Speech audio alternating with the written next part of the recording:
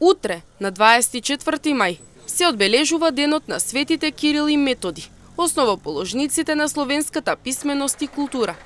Празникот е посветен на браќата кои ја создале првата словенска азбука, глаголицата. Тие потекнуваат од Солун и живееле во 9 век. Кирил и Методи биле византиски ученици и мисионери кои го ширеле христијанството помеѓу словените. Нивната мисија имала огромно значење за културниот и духовниот развој на словенските народи.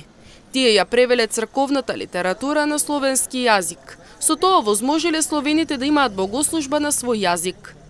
Подоцна, нивната работа ја продолжиле нивните ученици, меѓу кои свети Климент Охридски и свети Наум.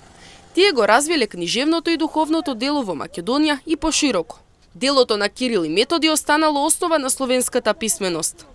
Празникот се одбележува како символ на писменост, култура и образование. Во 9 век нивната мисија била поддржана од Византија и папата во Рим. Кирил починал 869 година, а Методи 885 година. Нивното дело оставило длабок белег во историјата на сите словенски народи. Тие се сметаат за апостоли на словените.